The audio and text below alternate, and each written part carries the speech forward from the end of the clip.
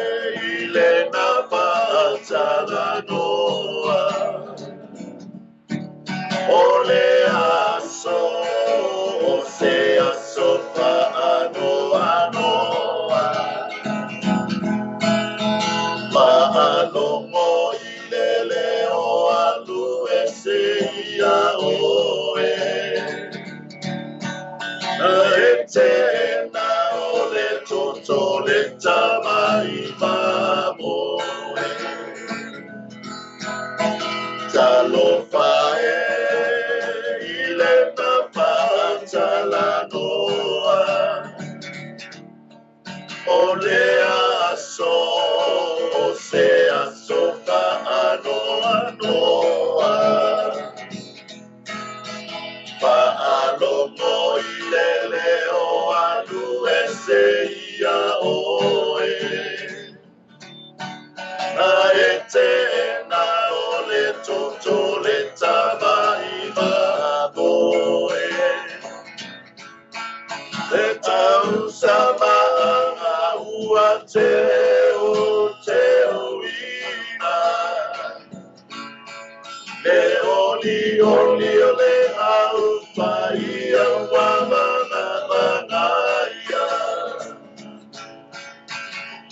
Uala tona e opusisina. Uala tona foia leta ofaina. Leta usamana uateo teoina. E oli oli ole au ia wabanabanaya. Uala tola e opusisina. Uala tola foia lenza opaina. Uala tola foia lenza opaina. Talo mo lang tayo sa program. Amen. Lo matou tomai le langi fa fo ia fa ftai bi inga mal fa no ila fio. It's a tau ya te oe le bi inga. Hallelujah. Ya se tua tu sama oe lo matou toma o le tua maman, le tua paia, o le tua manu malo, o le tua sili ese la o fio.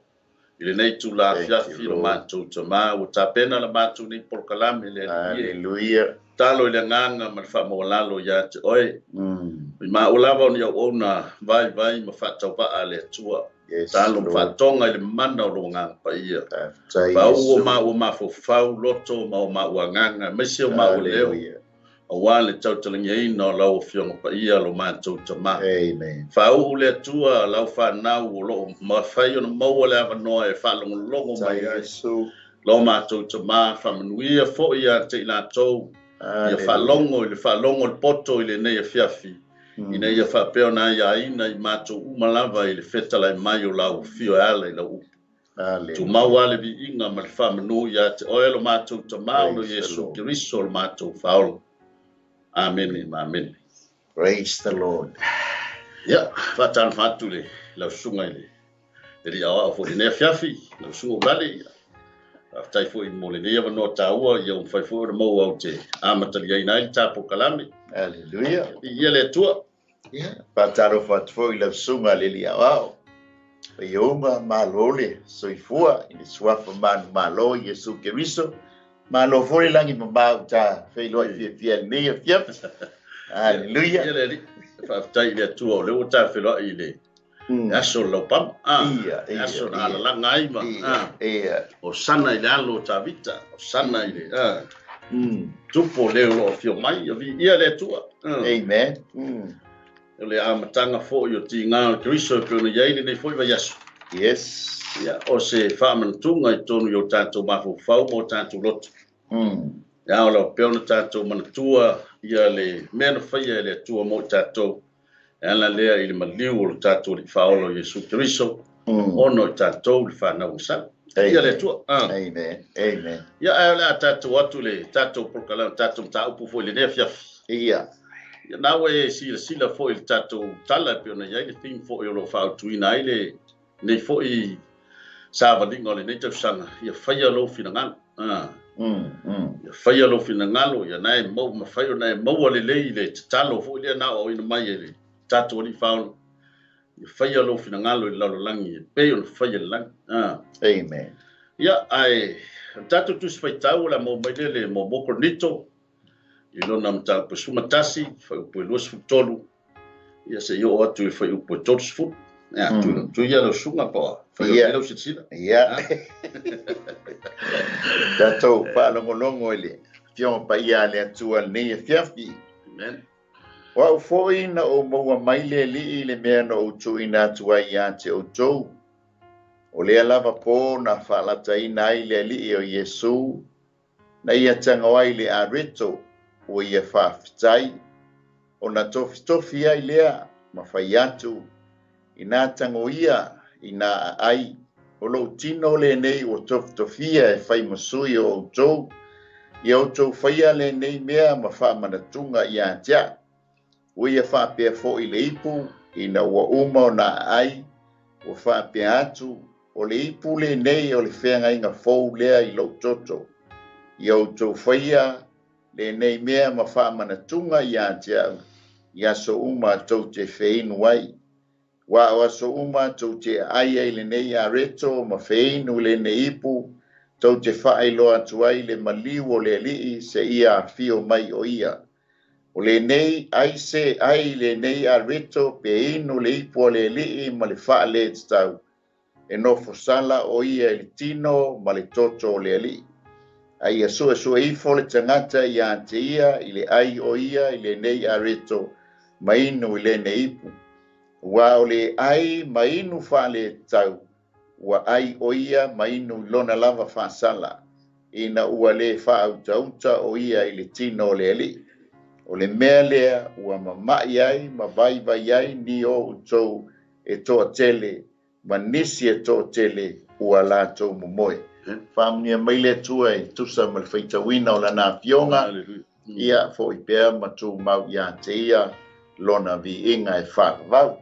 Ya, ia le li, taila sunga mole whaitawina o le fionga pa ia le tua pena tatum taupu. I se matamata tu le mata upu le sfu matasi la sunga Ulale. Ia. Fa fonga le tatu. Lua ni vaenga o lo talano i paulo i le Keriso le Korinito. O le vaenga mo muana o lo ta ua i le whaiupu mo muanga i atu i whaiupu suma le onu. Ia. O lo whali ai le nganga fia o le apostolo i le Keriso lo lato manatua peo ia. Maise o lo lato taofi polo inga uma. Peo na tu inatu ia te i lato. Tu sai le o le u o le peo na ta ua o le ulu o le tane o le Keriso. O le ulu o Keriso o le atua. Ia toa i malele u fiofina le o ulu o tane. Taimi te talo ai a toa i fo i malele. Male o le ele u fiofina ulu o tane. Ia toa i fo i la male u fiofi le leo ulu o fafine. I taimi te talo ai. Le la e whamei paulo. O te vivi i atu ia te utou. Ono le tulina. Usala le fia ia le apostolo ia Korinito i le. Vanga mo motus. Ia. Ai mali foi la foi tauti ai. A te la wa va ia tu vanga lua. E se la ngona paulo. FM. O te vivi ia tu ia te mo mola le. Al vanga lua na lo ta ua sumal fitu nga le rusu lua. Lo fali ai fa no tele l'apostolo Paulo. Ono lea wa ia mawatala. Leile me wa o ia Keriso. Ia. Mai mesel time me fa poto ai. Fa mai wa yante o to masinga. Lona winga. Ele unga lu fa tasi le Keriso. Ele ma me se Keriso fa pe. Ele mai. Yo. Mai ele unga lu fa tasi le Keriso. Fa mai wa yate o to masinga. Ia pele lo tunga tasi o to. Ia. Ya mai se time o talinga sua, po le fatino ina o le famantunga. Ya fa mai o matua fai ale tasuanga ale totele. E pe ya la ai ala to la to fa. Ia. O se winga fa no na. Pe ya la ai la to fa. Walia mana ya ina fo ya au mau mea na tangata matipa. Amen. Ai wa ai ya wa fa mai wa ai pala to ya va nele tatu kokala. Ya la ta pula mai lava na tangata mantiba. Ya a wa fa ya le fia o la ma me la to. Man to fa le nganga polo. O le fusia fatasi ai fatasi.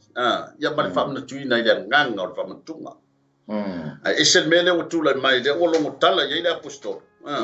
Ia. Pa mai lo le apostolo sole. Ya, wale ya ni o to fale to te ai. Ia. Ma fei. Po o fatau va ya te o to le Keriso le tua. O le tulanga na awa foi la le wa mai ki longo winga o makuasi ya le ulo sakale. Ai na ia ma. Wale ola o se faman tunga o le. A o le talinga sua o makuafa nga ai mele o va vai te. Nala fa melo Paulo wale nyu ku fale mo nyu ku ai ngu sasi din ku ai le fa ia po fata pa ya te o tole Keriso le tua mau to fa maina e mativa o manatu e o te vivi ia tu ya te o tole na me le ai o ke le vivi ia O e vai o il fano no ngo polo. O le atala o le vai ngalo na rua le. O le o tengia inga le polo le kalisia. Ia. Antono le o umba na polo ina e paulo le kalisia. I le mea te tau na fai ma le fatino ina o le whamantunga o le tino ma le toto le li. A vai atunga polo. O ia e le aia li e sel bea o kupu. O mai asi a inga ia whakare o li o lato. A ua le o mai e fai le nganga o le whamantunga e peo na ia. Io te le roi lo suka por asau. Se sira fo tatum tau pua. Se amatanga nani. Ia vi ele tua malo le whasoa. E mana e fo i le fola sanga o fola sia i tatum tau puli e fiat. Ia mtatu wanga ia tulola i le pe o le auma pe o le tus feitau. Ia e manga ia le fola sanga mai o le teimina amataina. Tusi Paulo le Keriso e Korinito. E o te fia o la usunga fo il 𝚟𝚑𝚙𝚎 nei fia fi ile nei aso le wingo le nei aso. Ia wale la tau o tu nei le paseka la le tata no ai. Ai pe o wa tu sol tam ta upule la fanga uma le malo. Uma malo la. Wa tu nei ia la vea tu ai male so mal nei weekend. La ngai le se tanto mata upule sala sa nei yo onole aso maliu. A pelele a fanga uma le malo wa tu nei ala kau o pai male aso masto that's really Ole pe fola na e folosia le aso le nei. E tā ua inisi o talitonunga o le aso o le laupama. Ia po le aso o le tala le lei. Ia po le aso fo ina ulu fale ai e so Keriso i lana malanga whātupu. Wa o le aso la le nei, le aso sifuru o le aso. Nusa o le pe fona tā ua langa le la le amutuspa ia. I tātou aonga. Ia pe o le kalena e pelu ia o le aso sifuru o a pelila. O yo a pipa ia po mi sani po e tusa mal kalena.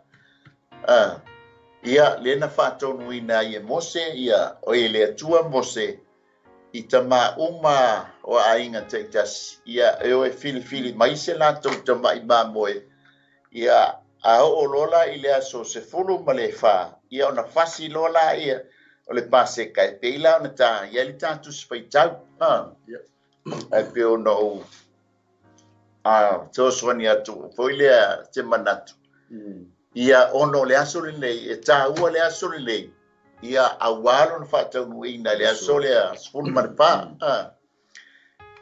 Ai mata foila le aso le nei. I le filinga ele iu teia o lana tamai mamo e tusa ma le whātau nunga i ova. Ia o le mamo e po. O le mamo e tasi lona te usanga. O le na mamoe ua le lei ma atotoa. E le so o ngā waku la le matai. O i poli taitai. Po le ari mamoe la e la piki e lei le fili. E fili le lei le mamoe. Mai fo i la le mamoe. E tausi lo le lo wai. E tausi le le yaso e fa a fa i la le aso le nei la se fulu.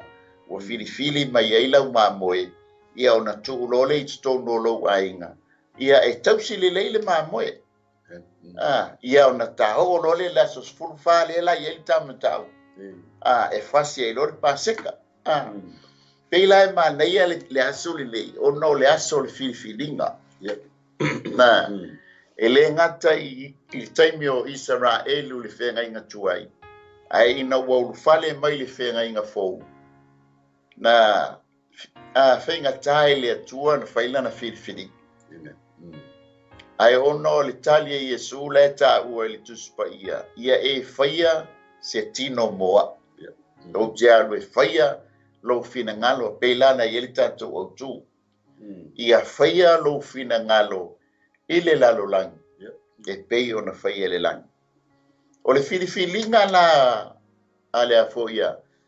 Ale tamai moe mai le whenga inga tuai. O le finagalo o le atua na whātonu ina ai Israel. Ai o mai fo ila le whenga inga fōu. Wa fili mai lo nalo. O lona finagalo na whaia ila na whiriwhiringa.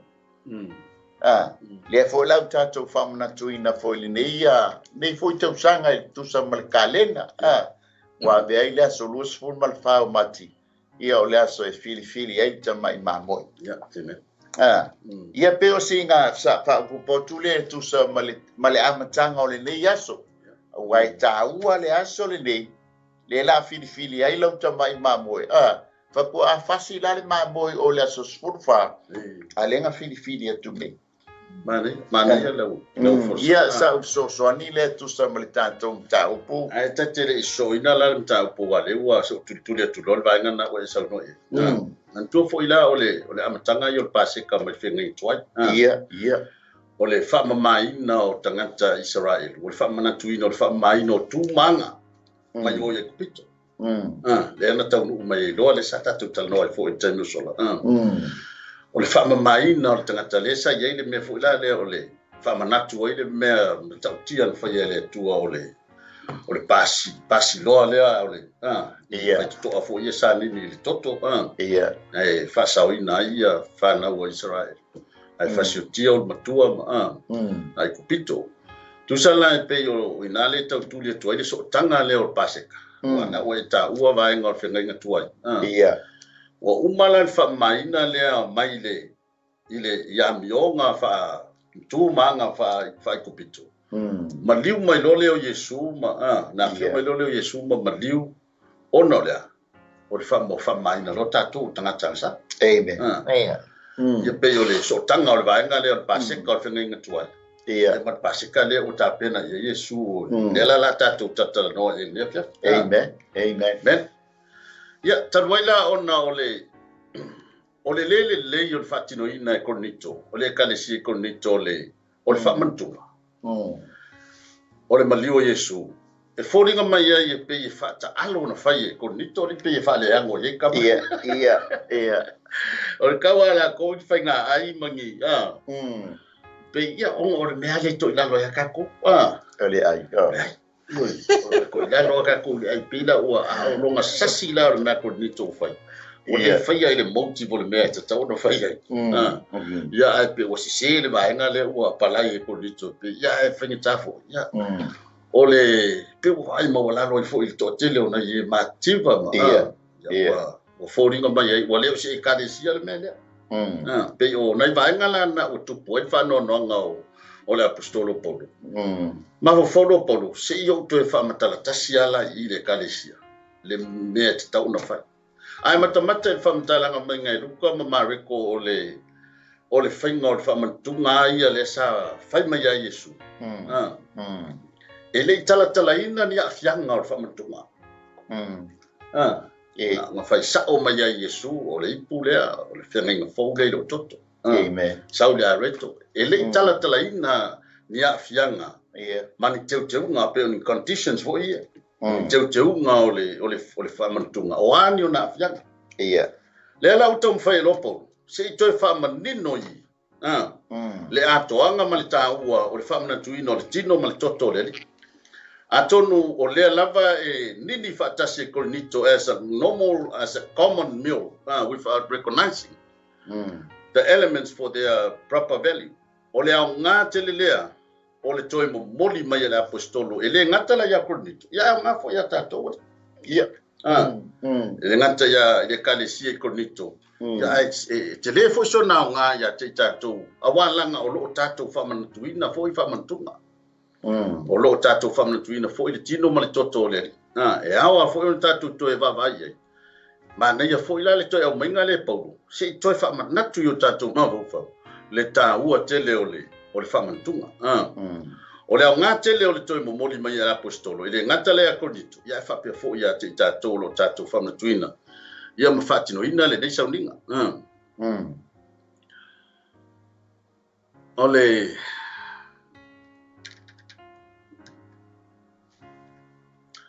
ma fatino ina le nei sauninga ma nei ala le amatanga e Paulo la for sanga on tap fa mai Paulo o a fo ina o maua mai le mea na o tu ina atu ai ya te uto amen mana tole le yo Paulo ele I fa pe na fa ola ina mai se tala inga stangata na sau sa o a Yesu tofi Paulo e avea ma va mai po le tala le Amen. Ta la il ta le no ese. Na lo ta ua mai katia mo mua fa upu mo mua e le mai tangata. E le tofia fo yes tangata. A o Yesu Keriso male tua tama. Le fa upu sfuma lua a wai le maua lea e au mai se tangata. E le ia o ina i fo ia au. Wa na o le fa alinga Yesu Keriso na o maua. Ma na ia le o na o toi mo mori sa o mea pauru. Le ia le o se beali nga fai mai isis. Ia. Nei o Yesu wana tau tino mai tau na au mai na fifiria. Ia o le foi la o mo moli ati atu tu sa mo finagalo Yesu. O nei vai nga ta wala e va vai tu ye ta tum ta ulo sunga ulale. Ia pole. O le vai nga ta o le arito. Na foi mai le foi puna o nei vai nga ta o e fa mafaina. O lo tino o tofi e fai masuyo o to.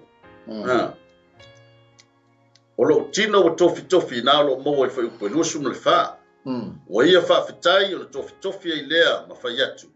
Ina tango ia ina ai o lo tino le nei o tofi masuyo o to yo to fai le nei mea. Ma fa mana tunga ya ta. Ia. O le e lua vaenga ta ua le na o mai na ile vaenga na. Vaenga mo mua. O le tino Keriso.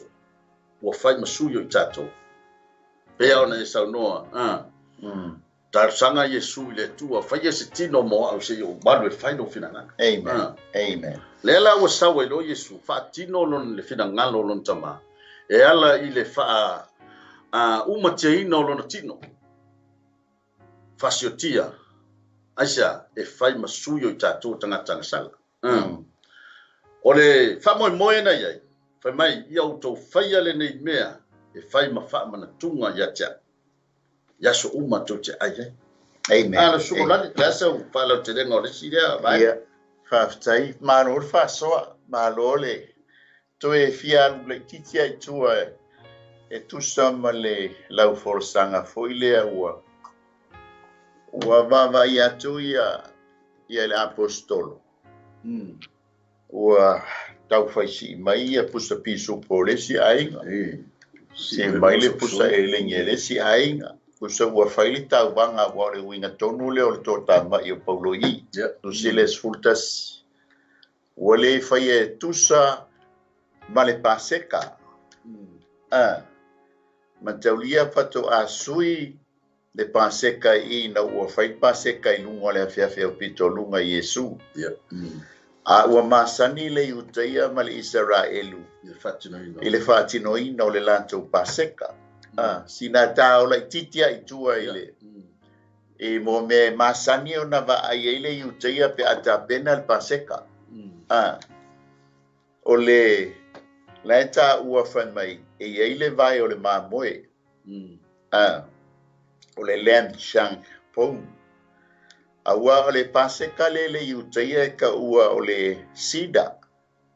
E masangi e la le utaia. Le foi la o mai i le whenga inga fau le iei paulo.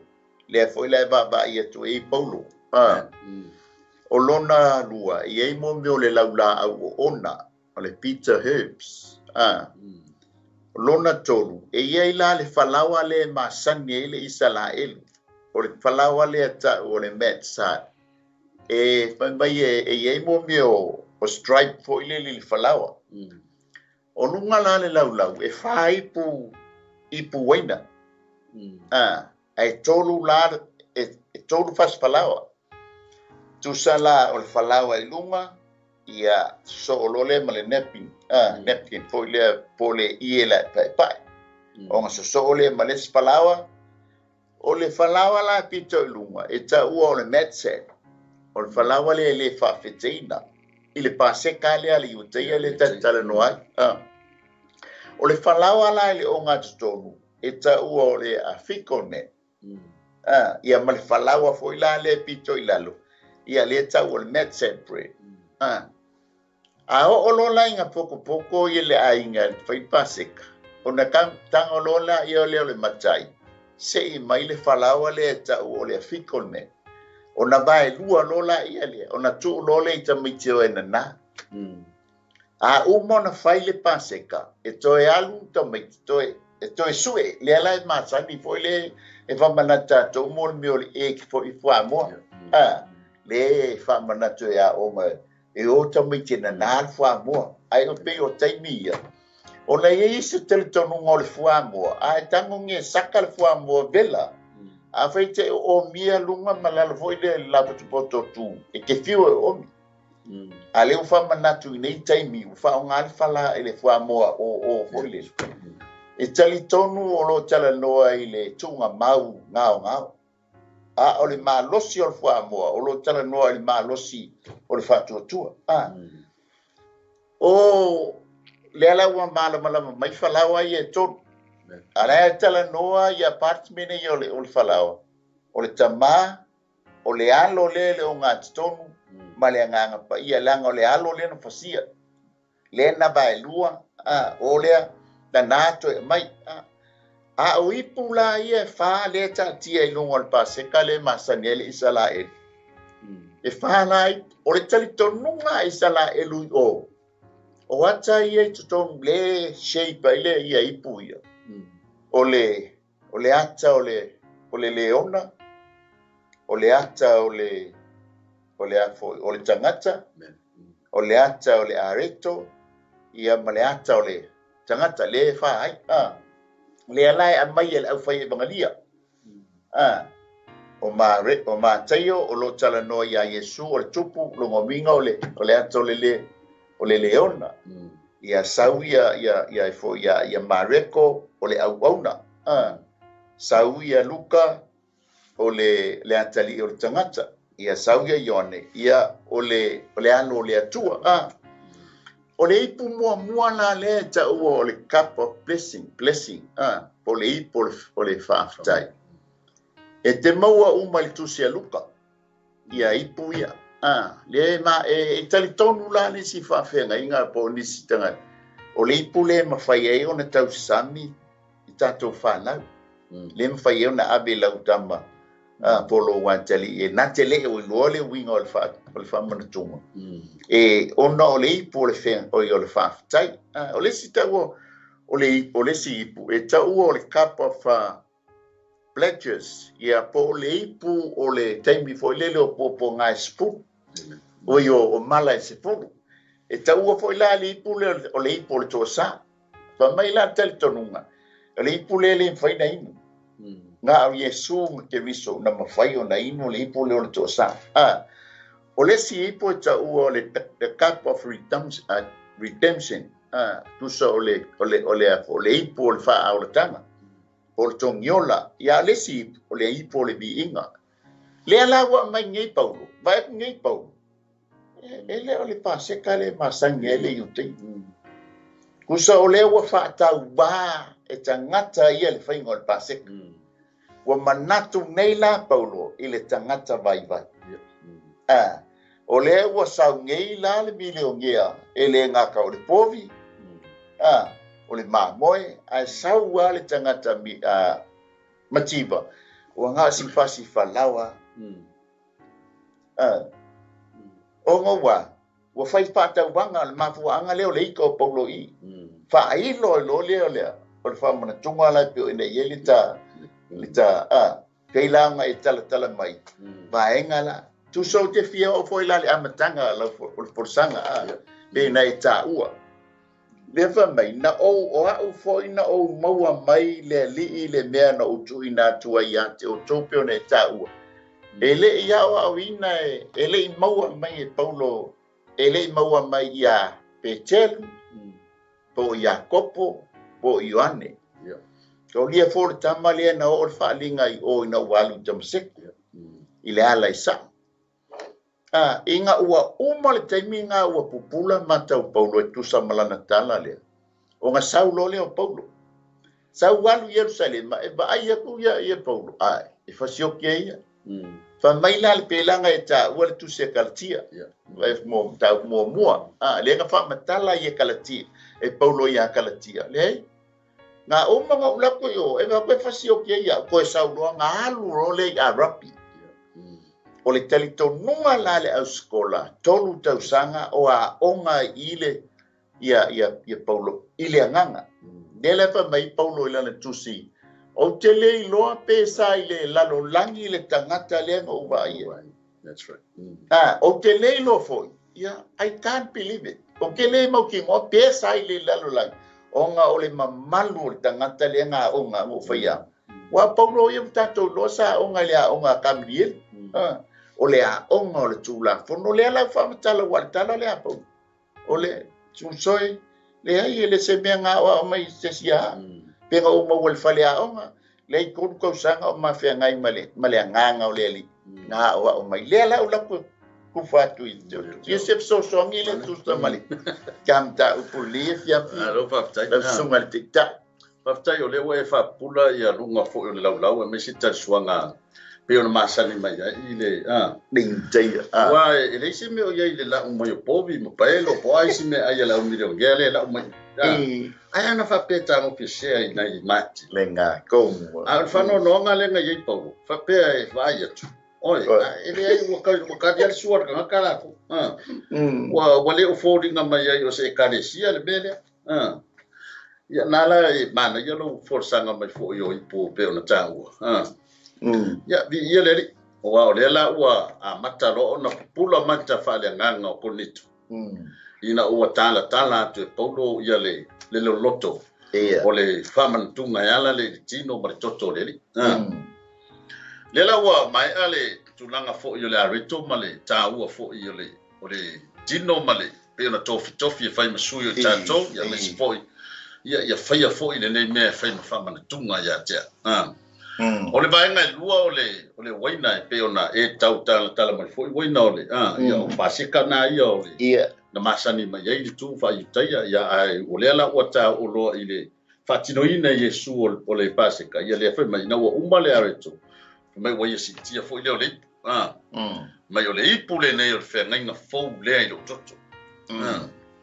o le fe ngai na fo o se me pito sili le ta o tele i le vai nga le man tu o fe ngai na tuai le sa fa ngai na ia toto manu ia e o si taulanga ai tangata i le tua ai se taimi mua lea i le whalongo tangata se le fo ilanga complain ai le o frestai o i kaba se o i le whawesami e fa le se ko whalongo le pa marga kale au mai long koko ia le asa ko mai kau i sa o kala fea ngai le koinga o no le manbala ai o se taimi mua i lungo le laulau ua tau tino Yesu o le toto le no le ipule nei o le ipo le whenenga wa uma le toto le manu ia lela ua o mai le toto Yesu Keriso o le toto e mama o le toto e le aise sala ua whaamaringina ona o tātou o tangata sala amen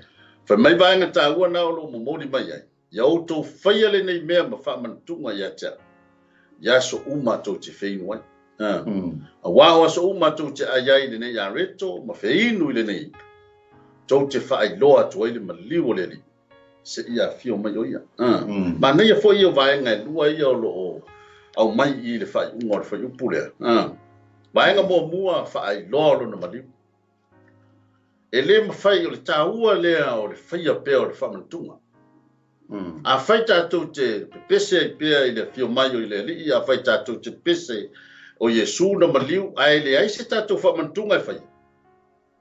Langa o Yesu e ana le whatonunga. Ia whaia le nei mea whai ma whamantunga lona winga o le mea te tau na whai. O le whaia leo le laulau o le whamantunga. Tatou te whamanatu ina i pea lona maliu manona tuetu. Whai mai se ia e iai le whamoe o le laulau lea. Ma tua e foi le spitalai nga Yesu fa mai o teleto inu lava ile nei su o le vini se ia o vinu fa tasi mo tou le malolo tama lona winga o fa moe na le fa mai Yesu se ia fio mai o ia o le fa moe la sunga dale ia vi ele li talanga o le vai ma nga ia vai nga tele ia le wa mai le fa mantunga ia po le paseka foi o le tulanga mua o le tino tino lenga e taua mua ma taulia foi na fasile manu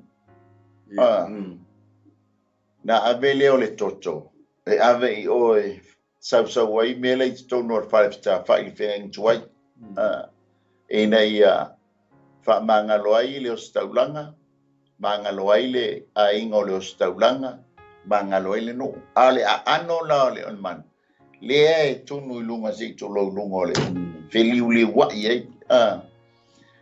Ai pei o le ta ua I le tino. Ai whatau no uma mea uma I le tino Iesu. Ma tau lia foi na tātala noa foi le whaswhaitau foi le ia luka. O le mea iei le tino. E mea iei lo na tino e o whanga iai ia aetu. Le lai tau nuu iai I le wa o le baba ainga paulo I le melea. Pei fo le tā ua. Kusa le walele lei le whainga e Korinito le paseka. Walele lei. Kusa wa whamei nganga lainga lafo e paulo le upape. Wale ai e inko whale ko ke ai. Walele lei le whainga e Korinito o le talisuanga le ali. O le talisuanga le. Kusa ua whai le a fui whatau wā. A ua ngalo ai le a ano o le talisuanga. Dusa as a family. Le kalango ai. Le tino la le ua tanto o mai e. O le tino Iesu Keriso. E mama. O le tino e wha malolo ai o tātou mai. Amen. Awa le toto e wha mangalo ai o tātou ngasala. O le tino. O na wha lava fo I e malolo ai tātou. Ai mata fo I au ia Iesu Keriso e wha tau nuina le mele lunga wale a mai e paulo o umana tau nu. Wa fitu leiva henga o le tino Iesu Keriso. Na wha momo ina, lenga tafe mai ei le toto.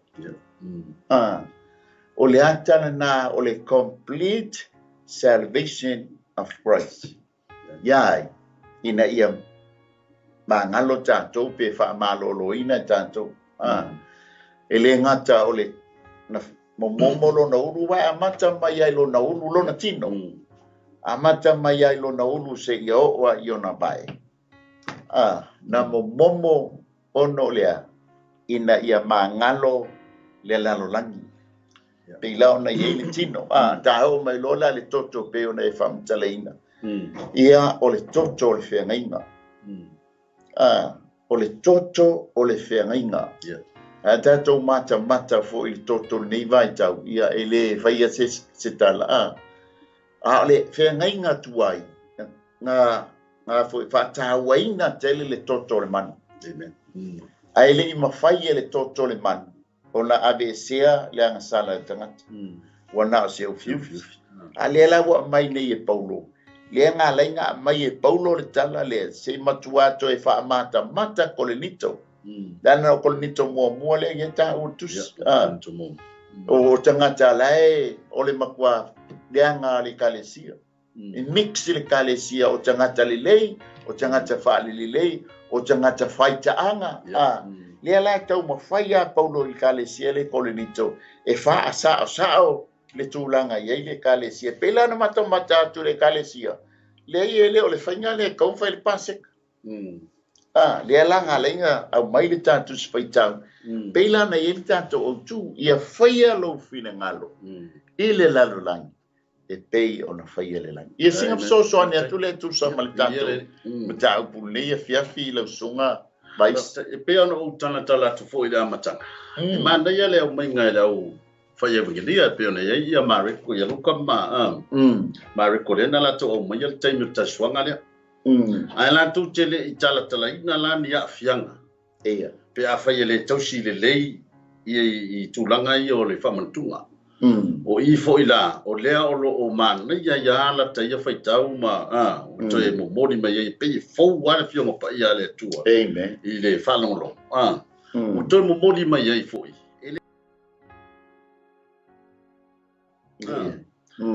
Vai le whai upo e lusu fitu. O le nei, o le lapta inga nai au mainga. Ai se ai le nei a reto pe inu le ipo le ali I ma le wha le tatau. E no fo sala o ia I le tino ma le toto le li. E vai oe, e whaia si si mati ati o le whasalanga. E whaisi awa o le vaenga na a vai whapalangi na mai. Therefore, whoever eats this bread or drinks this cup of the Lord in an unworthy manner will be guilty of the body and blood of the Lord. O nai tala noa I le ami o le tala whengai. E whaia nga I le whamantunga. I le leava. Le mi ngao. Mana tua foi. Iaso la o te iai foi Samoa. A uma le whamantunga. E sa ana aise ka mai kiki po keke po le ale me tutoi. E tau sami a male ale o tia kono le tau tu. Ia e tau sami whaiwhau. Ona o le lātou ia tala o mea o man whapaia. Le o ai tō e ngā o le I le o matua te le alo na tāua. E tau mai ia te tanto o mea ia. O lunga o le laulau o whamantunga mai se le sauninga pa ia le o tāua. Te lelo na tāua. Unworthy manner tu so se a mio I le tala whengai. O na whaia a ngā I le tino matoto le li. Lea sa tala noa I le tūlanga o whaatino ai e Korinito le ia le talisuanga lea. O le tala whengai le vai a Paulo. Wawa, tau tino lo iei, tau sawa iei Paulo. Le mea te tau na wawa ai iei lato. Ele ali, ele o se mea ka alo Jesus. A mantua o le will be guilty of the body and blood of the Lord. A tala noa lo le upulo guilty. Ia lo na winga Paulo mea leo titilo e kong sa on whapupo. Tala noa lo guilty wa tala noa fu il whaasala. Deserving of or bound by a charge. Ai mana ia la o le whai upo e lusu valu lau sunga ulale. Ai tate i atu lufu valu. Mana ia mai sau finangalo I le tā whai upo le lusu fitu. Mana ia malo le whaasoa. Ai se ai nei a reto pe inu. Le ipo le li iman whale ta. O le talitonu o nisi skola. O le ai whale tau. Maa ngai e foi le kusole vava ai e Paulo wa le whainga. Wa so o nga whai le lao ai e leli. Ai pei o lo o tala noa mai. E la mtatou talieina ai tatou tele o talitonu le mele kai. Pei la nga iele nganga o le. La Korinito. Kusole ai a pei o lai ai langa sangwisi lunga o le yasi. E le o iaiso na talitonunga. I le tāua o le melea. Tāua o le afoi. Tāua o le areto lea o le whamanatunga. Kusai le o iaiso nga manato mamafa i lana melea. Le pi whaata alo na whai. Amen. Luinga la whamai. O lo tātou a ai. Ai tātou te le o talitonu i a Yesu na maliu lunga o le Soatau. E maa ngalo ai a ulu tangata sala. Amen. Nā lai whamai. Whamai le whaipunga e lufu fitu. O le nei ai se ai le nei a reto pe inu le ipo le li male wha le tau.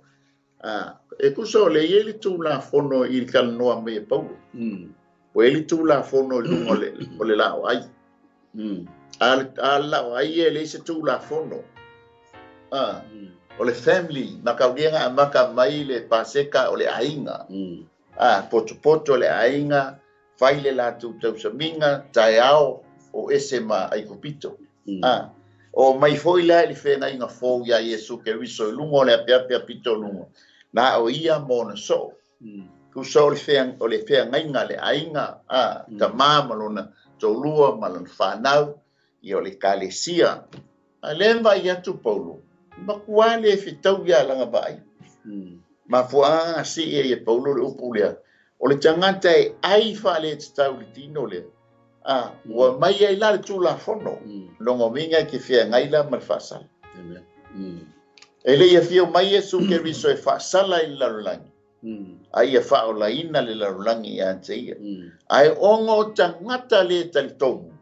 Ma fua inga si e Paulo le upu lea. Ia sa soani atu le tu sa mali tatou. Ia whaftai ai lau sunga o le bana ia na matau e pe au na o tala atu la matanga ia tusi ia evangelia. La wanga ia na la tusi sa o mai al mena tupu.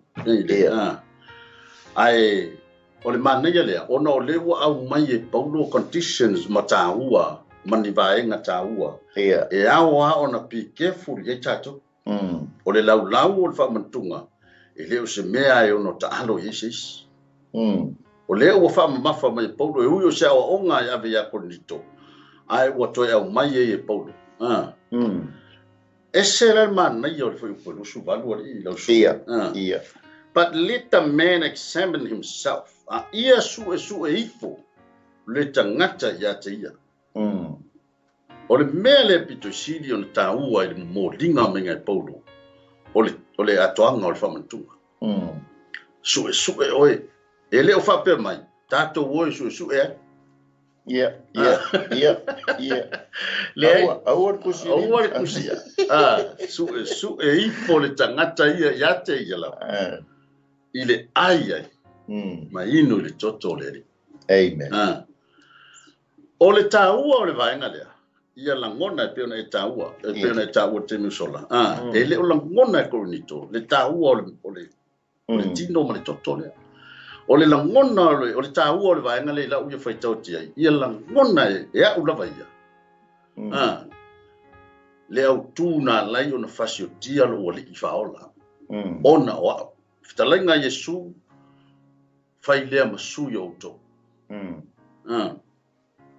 Lea tātou te whai ai whamanatu ina ai le maliu Yesu Keriso. O le antoanga lea ma le mamafatu lea o le mata upu lea i lau ia whaitau iai. Su e ane lava le tangata ia te o. Su e oe ia te oe, su e au ia te. I le o ai ma o winu i le tino ma le toto le. Tahua ia o le vaenga lea. I le lua Korinito mta upe suma tolu fa upe lima. Nā lo whape mai. I nā tofo ia o tou ia te o tou. Po ua o tou i le whātua tua. Amen. I nā sue i fo ia te o tou. Pe tou te le loa e au tou loto. Ua i to tonu ia te o tou o Yesu Keriso. Pe a whai ua le ai. Ia o le pe. O le tāua lea pe o nei tāua. E tāua le tali tonu o tangata ia Yesu Keriso. I lona talia i nā yo vaenga i. Amen. Langa i leise au ngā tātou te aia ia so uma. Ai tātou te leo tali tonu o tātou na maliu ai Yesu. Lo inga tāua te leo tātou tali tonu o Yesu Keriso. O ia le na maliu mo tātou. Amen. E sele mana i ole. O le mata tu iai le. Ai baba ai la mai tanga i le fai ungo fai. E bali la le toi body mai ngai paulo vaenga na. A wao le ai mai nu i fai polusu riva wao le ai mai nu fa le tau. Wa ai o ia mai nu i lona lava fa sala. Ina ua le fa autouta o ia i le tino le. Fa upo tosfu. O le melea o mama iai ma vai iai ni o to to tele. Manisi to tele o rato bubu. La sunga le ngai ka go puspisu po me ai ngala o. Ole so nga wa so nga fai. Ole sai no. Ile la uga be ai la o video nge ai ngala o. Pala pula ngai ka ngaka maki. Tanto woa according to tato tusi faitau. I le context malvaenga sa tu sia i paulo bele. Na tala no sa o ai da vaenga. Benga si o ko fe o ke ai e ba fu. Wa yane le tato por kalame le fia. O putu sa na wa o le winga na tala ngapo. Benga o ko kele ka ko fe o. O so ai. Ya ai mal fauto. Langa ele o se kau mo ele se karigasu pos painga ai dit batanto ele o fa manantu ina o le maliu mali toi tu man mano Yesu Keriso. Amen. Ya la ilona fa manatu. Ya lo sunga polasi se fa ole ole upu le tau peila le nga soe ku se peo tula fono ia le wa mai Paulo ile pa manatunga I Korinito ma tau lio tu sia Paulo I piso sia Paulo tu so le tu si ku so le ba ai ku me sa tala mai ele au fai mangalia ku si uma I piso sa Paulo le la ve ma tu si la Korinito e ba ai uma ai ku e la nga ye le mele nga le tusi a falinga e tusi luma forward o fai bangalia ia o la fai le mea lai ka ngu it's a present times le nga fai ele useia ale mea la nga mai pe o jago o I le nga fai tu la fono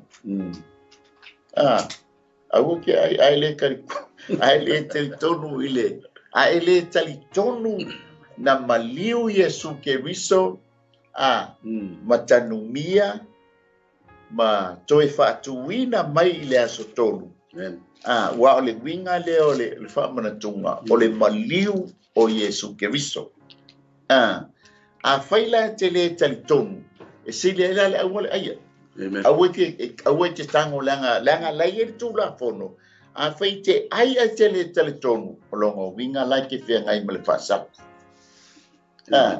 ai mangai ana le foi le wa mai le fa mai le Paulo tango su oi fai ai oi lau fa msinonga ku su fai ai oi lau fa msinonga o le mesa u se ninguém vai yaso ole wale si le teleton uma mais e kusanga nga sala ninguém vai yaso nga ke ya le ole ingu le inga maliu Yesu Keriso mo anga sala ele maliu Yesu Keriso mo tangata miuton mo tangata uton lana nga maliu Keriso ma faile melia onga ole tangata anga sala a fainga anga sala te taulanga e fa manatuli inga ia fa mangalo yo sala ai o foi so mani le fa mai kango so ele se fam sinonga ele foi el fia o fam sinonga oe beke kalia pelea dai so e fa oe kangwa o failo fa masnonga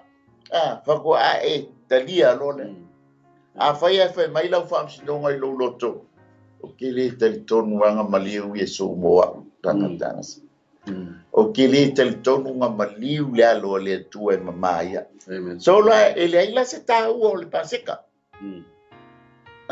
ma fo ngai fa mai Paulo so e foala o kangwa o failo fa masnonga awe ioe loa ma e talitonu na maliu Yesu Keriso I lungo le sa taulo tanumia ma toe tu mai o a tonu ala lea e hiai lo na tau e wa tonu ala lea wa laina maliu tangata lea ia o no talia lo lea mo lo loto talitonu mo lo loto fa tua fa tai Yesu lo maliu o mangalo so suenga awai ai loles no vinga ngalu ge ba so sala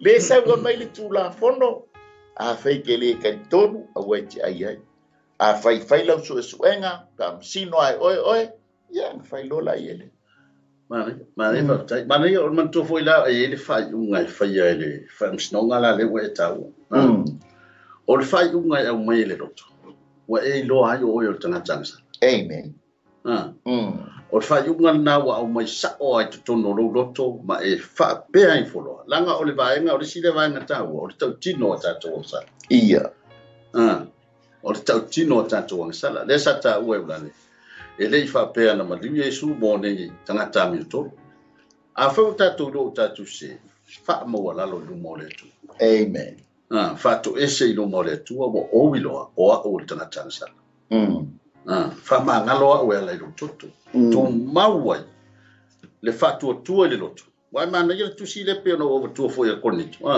le si va ngor tu fai tau le na vatu su e tatu ya ti tatu po o ya i le fatu tu yo tatu loto langa a ye fatu tu le na lo no wingo la no fo mau ya Yesu tonu yo tatu loto sala o le vaenga na e ta ua fo ila le fai o le tatu su o le meta ua le ye o tau tino a tatu sa man tu ye ile si fo ye ka le sia man la tu tatu no e fai mo la tau tino o la mo sala o la o sala tilla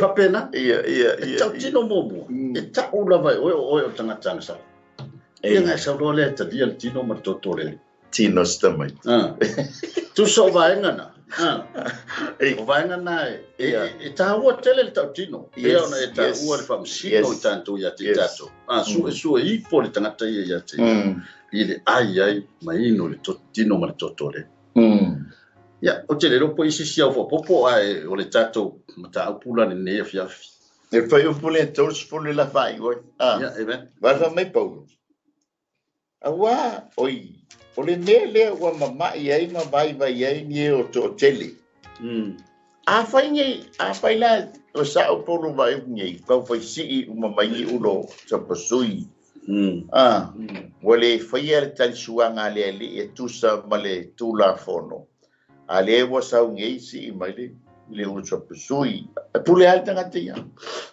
le fa mai le polo le lo le ngale nga mama i la woni la wo lo mo moe ko sa wale fai o tole tal suanga le e tu sa male tala no mai er tu spai wa fai o go o le mafu anga la nga e fisili mai pole mo ma ai e on ngai lo so e ba ngai lo me o ba e ke lo o me wa ma ai ai o ke fai mai ke o me o le anga le fa tu sa o le anga le ai le fa tu sa e le o kala mo mai paulo il fa tu sa le wa ma ai le o me o le ko me ai nga sa pai ai le fai e ku sa male la wale li po la ai le li amen ye fai ma o ngai anta tu sa ole a fai ole ke fai el fa mana tu ngai ki ka alo ai e va mai la po e ye fa sala amen a ia fai ia sa ole motive e ke kalia ai le tino mo le toto le la ngai se lo le motive wa ole si ke ba ai lo wa ai la wo ya e ai ko foi ma oi ai le o ma foi lo loto bale ta ua o le mafu ango la ai le ele ngata lai na fa to ia ele kalesia Korinito a sia o nga foi mo ja to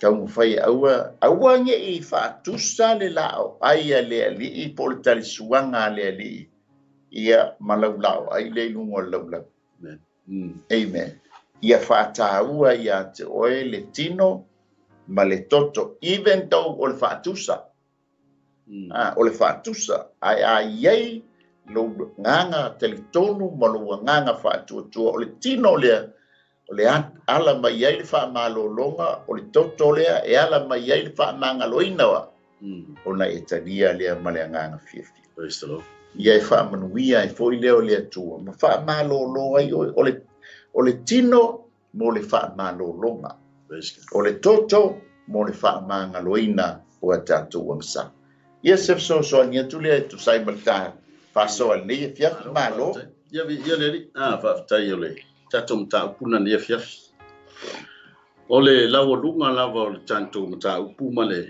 vai ngai pinu tala o le fa tawa ina o le tatu maftanga ma Yesu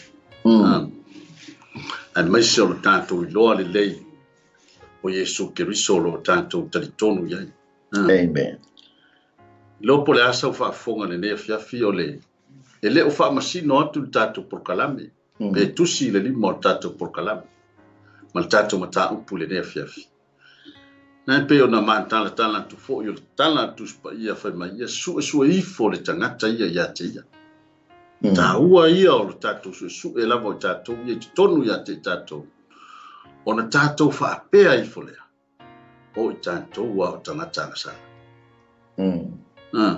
e talia I ta ua ele tu pe a fa mo la lo talo pe ona fa mai le Roma is fulu ona no fa upoe eiva a fa e tau tino I lo ngutu I le ali o Yesu ma tali tonu I lo loto o to fa tu ina mai o ia ele tua na ye woti amen e fa ola ina yo a wa o le loto e tali tonu ai e o mai ai le ami o tonu a o le ngutu e tau tino ai e o mai ai le ola o lau su ngale tonu ya te oi e te tautino mai ai mai whapeifu. O i tātou lava o tangata sala. Amen. Te le loi sau whaafonga, ia, me se fo i o le alu lava i o le upo le tua, ma le nau ta inga o le polkalami.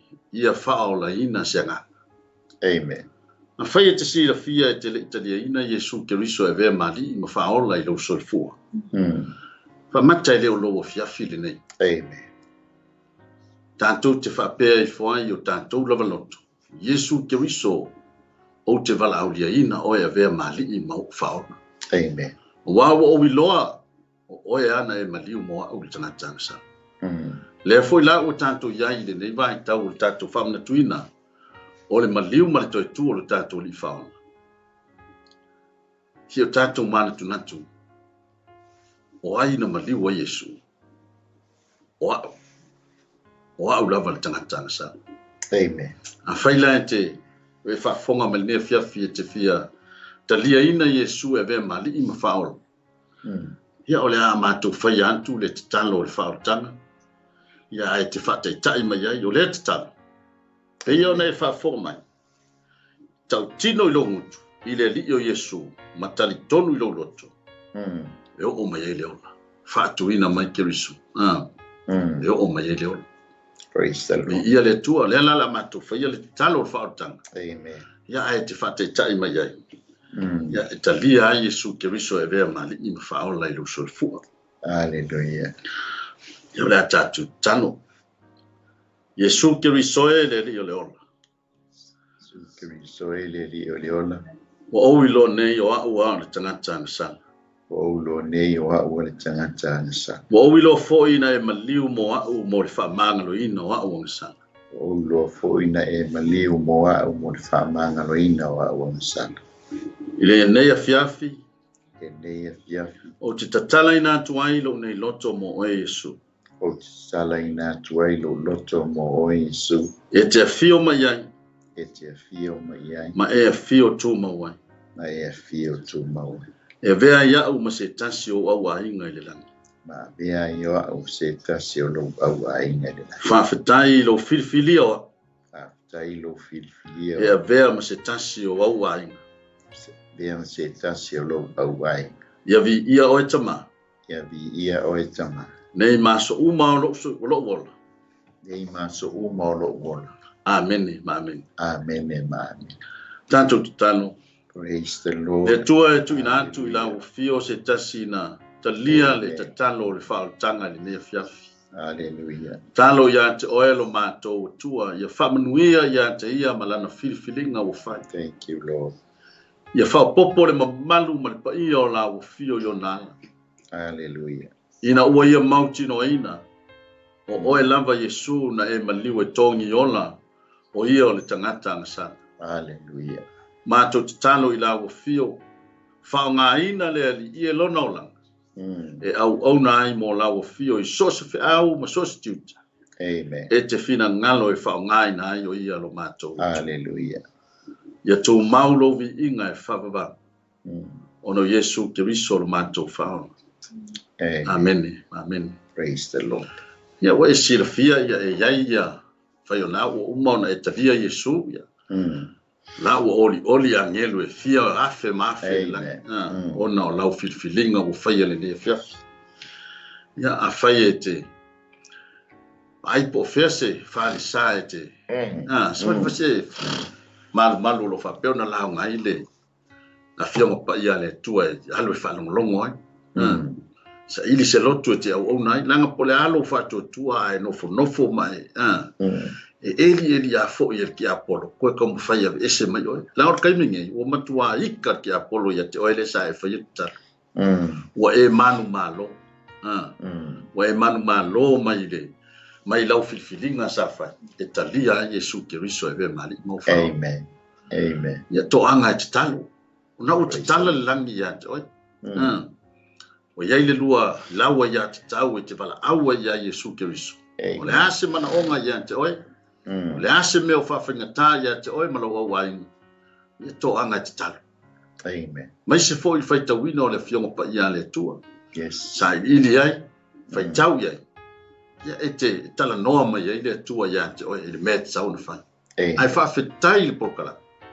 Ave vi inga le tua se filfilinga te tangu e whaia le nea fiaf. Amen.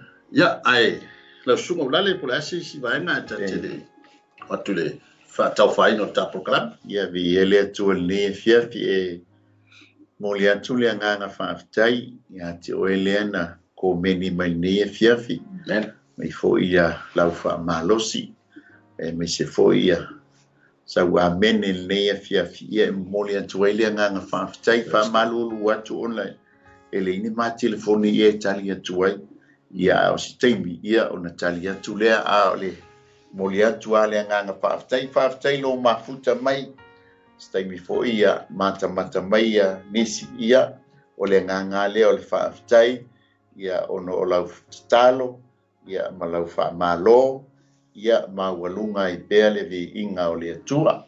Whawhetai fo i le tufaina o le tātou porkalame ia po le shiaina o le tātou porkalame ia ini au wo ia o le tātou ngā luenga whaifatas o lo tātou whaia le finagalo o le atua ia pe ona vala winai i tātou i le nei la langi ia whawhetai i tātou lea se wha so soaniatu po se tal ia e tusai ma le tātou mtau po nei fiafi whawhetai lava lau songa vais ia to mori atu lava le whawhetai le whafonga mai fo i tātou pokalame me se whaavano ino ro teimi ia o le tātou pokalame ia o lela malololo as fo ia ia tātou whira i le vai aso lumatu ia pe apu le rofa le tua tātou te uli atu lolo man manos ta talo le pokalame ia maua mai tātou se aso se ista manuia amen wani lava singa man fo fuanga ia po nisi foi o le afmalangai whainga malolonga me se o fontanga ia le manuia o le atua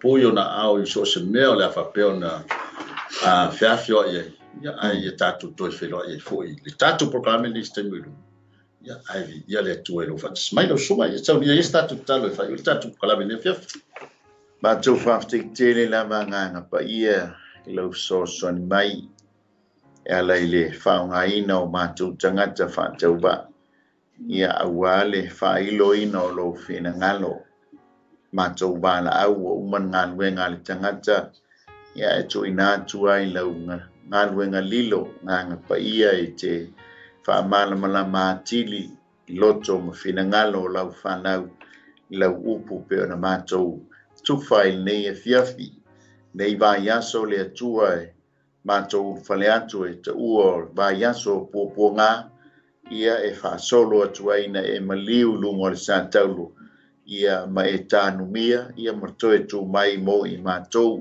o lou le FINAGALO Keriso na e maliu mai ai ia whaia le FINAGALO lo jama i le lalolangi ina ia awana i whano se tasi e whaatuatua ia te oe ia mātou maua uma leola e whamia i lo watu no i la sanga foi on nei va yaso ia i lo wanga le lei ia i lau whaamalo longa mau whaamiang mangalo mai ma ua nei e fiafi tamao na o Yesu amen amen ia le tua ia lo fatu ia tu oma ia so foi Yesu fa soifua